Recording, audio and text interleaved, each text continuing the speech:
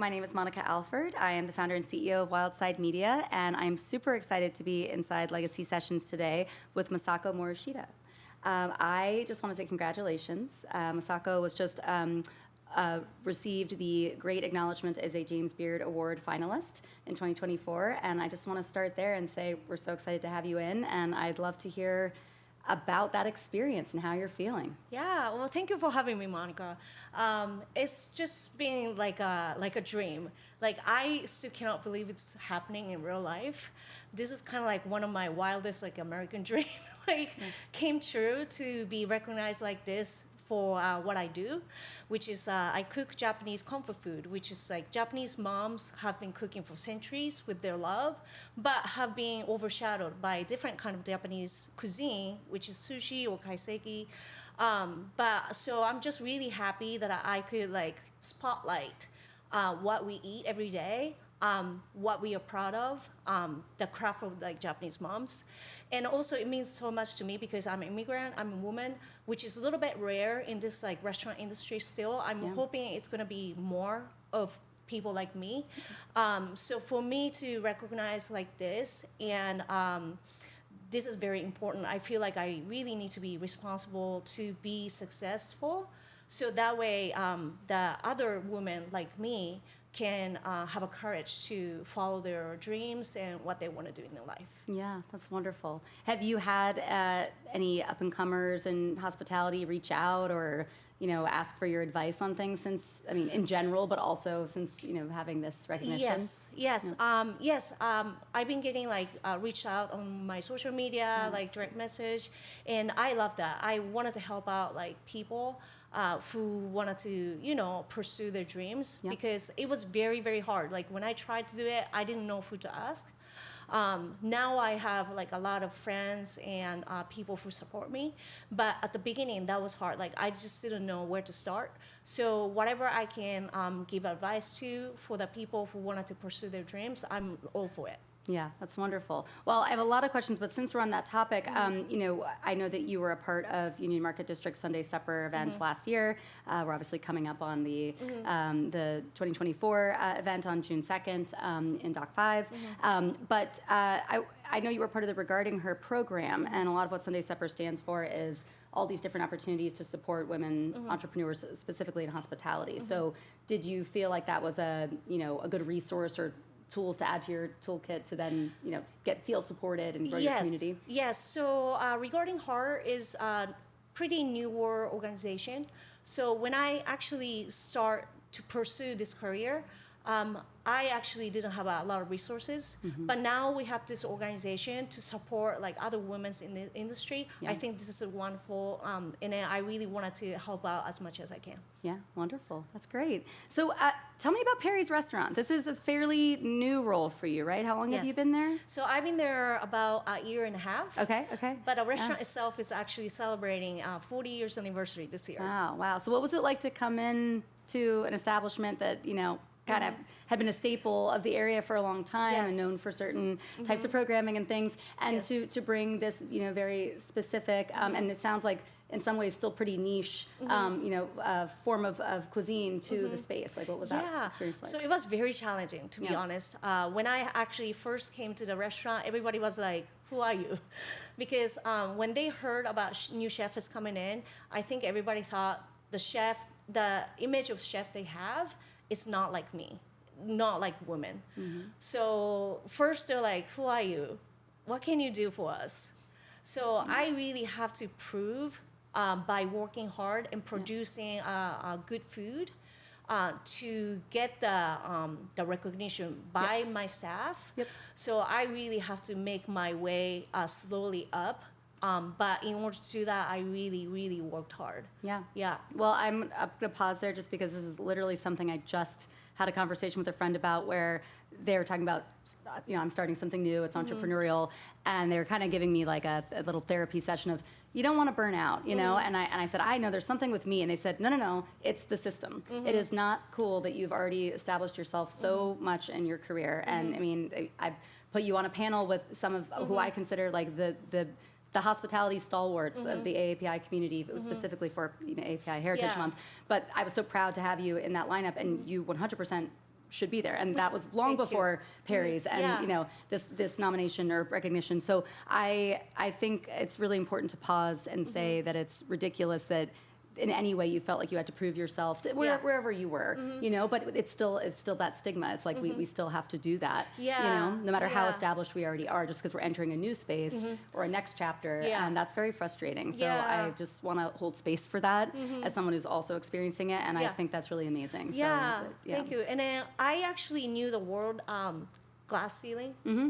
But before I actually started working for Perry's, I never experienced it to myself. Yeah.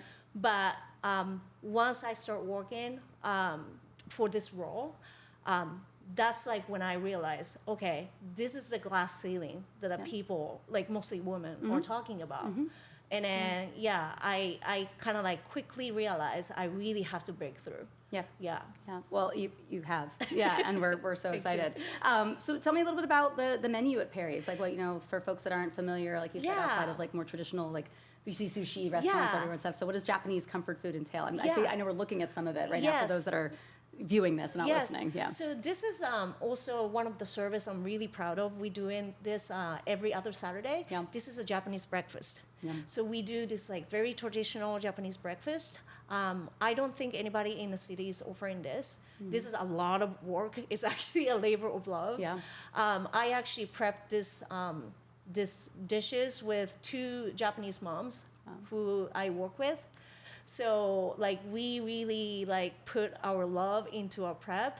So to make sure we can present like traditional like Japanese like breakfast that we eat in Japan. Yeah, very Yeah. cool. Is there anything in this photo or that you usually put in the spread that you're just very proud of or you think is kind of like a standout dish? Yeah. So I'll say the one of the standout is this ocean trout. I actually cure it with the aragio salt, which is aragio is like a Japanese really mineral sea salt and a little sake. So you know, when people try to cook fish, it's really easy to overcook or get dry inside. Yeah. But this is really like texture is like very like perfect every time I cook. So that's like one of the things I'm proud of. And other than this service, we have a regular dinner service every day, 7 days a week. I do Japanese comfort food with like modern twists. That's actually my favorite. So, you know, people really don't think about Japanese ingredients mixed into like different kind of cuisine. Right. But I see a lot of like non-Japanese chef does kind of like opposite thing. Like they have like Italian, French, like their base, and they usually put like Japanese ingredients or technique into their cuisine. I kind of do like completely like opposite.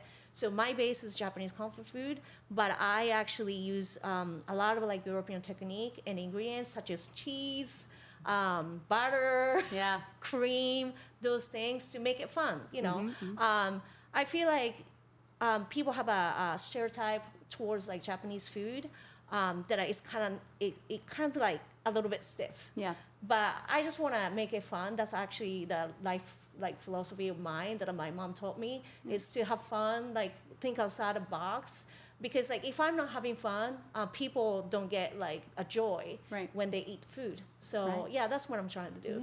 Yeah. Well, I think you're doing a great job at it. Thank you. Is there any like, can you give us an example of a kind of a weird fusion that you've Yes. done where you've incorporated a very, like, sounds like when you add something rich, that's where you're thinking more Yes. on our cuisine, right? Like a butter or Yes. cream or something, you know, that like just something you're proud of, but it's also not for everyone. You're like, this Yeah. is like something that, you know, you think is like if I came in, because this is how I am, I eat everything, except for olives and pickles, but everything else I eat. And so I would be like, give me the weirdest thing you've made. Like I want to try something that's funky, that is layered and complicated, and you're going to tell me all about it. Yeah. You know? So I have few of my like favorite like signature dishes, but I think one like most like significant one is the one called garlic edamame dumpling. So you know, dumpling like filling usually like a pork or chicken or those things, but I actually put the edamame instead. So the filling is actually a mixture of edamame and olive oil, lemon juice, tamari soy sauce, and salt and a lot of garlic and Japanese mayonnaise, all like whipped together. and then we fold like one by one every day. Yeah. With Wow. everybody before the service start. Wow. And so we blanch it and cook it inside, like make it hot. And then we garnish it with a lot of Parmesan cheese and squeezed lemon juice and chive and olive oil. Yum. Yeah. That sounds absolutely delicious. Yeah, so that dish was, so I was using the same spread and serve it as a toast before. But the oven we were using got broke. Yep. So I actually had a lot of like filling left. So I was just thinking, what can I use this? I want to make it to waste, but I can't make a toast because the oven's broken. Right. So I just came up with doing the dumpling just until the oven is fixed.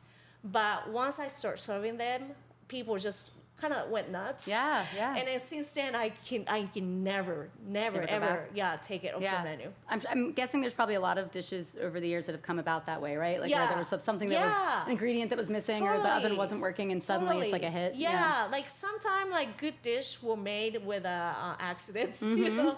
Yeah, and which happy I love. accidents. Yeah, Yeah, I that's think very cool. That's awesome. I love that. Yeah, I actually I have a close friend who's half Taiwanese, and we got snowed in together a couple years ago, and she taught me how to make dumplings. Yes. And it is a labor of love. I mean, Oh, I know yeah. a lot of all of this is, but I just I don't think Yeah. a lot of people understand the craft. Yes. Or impatient people like me who just pop things in our mouths and like don't think about the time and care that goes into Yeah. it. It was definitely I was learning a lot. Yeah. So I'll never forget that. But so what about do you have anything coming up? I know we're ending we're nearing the end of May and launching right into summer. Do you have any exciting programming at Perry's or things that you'll be doing locally or nationally that you want to share with us that we can Yeah, probably follow along? most biggest thing would be James Beard Awards ceremony. It's coming up in beginning of June. Yep. So that's like huge for me. I actually I actually be able to be there luckily. So I'm like really excited to meet all the nominees and all the chefs and like explore Chicago. At Perry's, we try to do a lot of like happy hours. I wanted to kind of like introduce different kind of pairing of Japanese cuisine and something else. So people, when they come into a Japanese restaurant, they always think about sake, which is great. And we have a great sake list that I'm proud of. But also, all the food is easily paired with wine or different kind of like spirits. Yeah. So I actually wanted to invite like those like wine somms, women in the city to do happy hour with us, so people can kind of like have an idea of different like way to enjoy Japanese food. Yeah. Oh, I love that. Yeah. So do you already have that planned or it's in the works? Yeah, it's in the works. Okay, Yeah. cool. You'll have to keep me posted. I would Yes, love that. yes, That sounds totally. amazing. Yeah, I Yeah. love that. Wonderful. Yeah, I think that's another thing with it doesn't matter what cuisine it is, but it's like feeling like you have to do a more traditional pairing with whatever the spirit or Yeah. wine or of that country, and it just I Yeah. feel like palates are much more complicated than that, and so Yeah. that's cool Yeah. to switch it up and Yeah. find new ways to pair things. That's Totally, great. just Yeah. outside the box, Yeah. just make it fun. Yeah, That's exactly. my goal. Yeah, no, Yeah. that comes across definitely.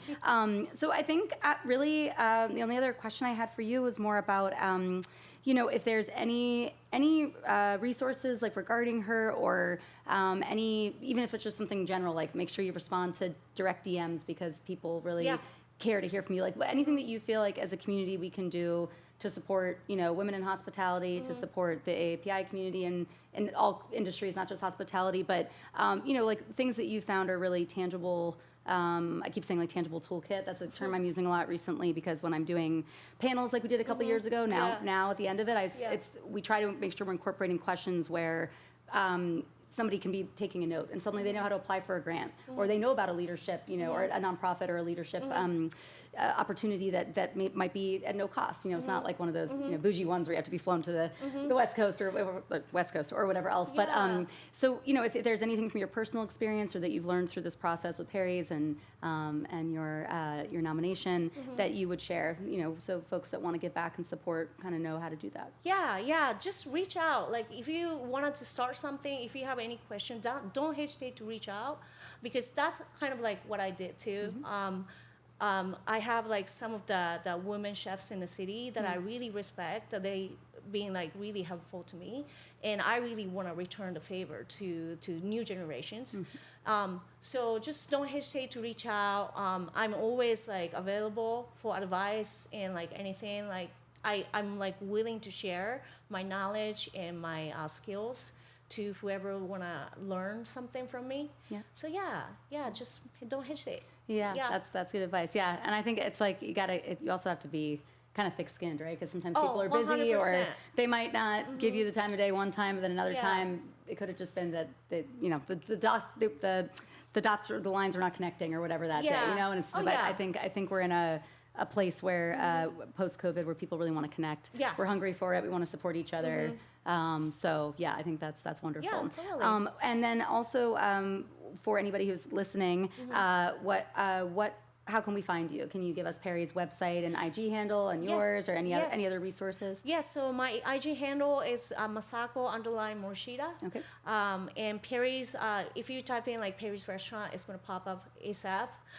Yeah. And then of course we have a website. Yep. We update the menu almost every day. Cool. I have like interesting like specials coming up every week. So yeah, please check it out. Cool, Yeah. wonderful. Well, thank you so much for your Thank time. I you. appreciate it.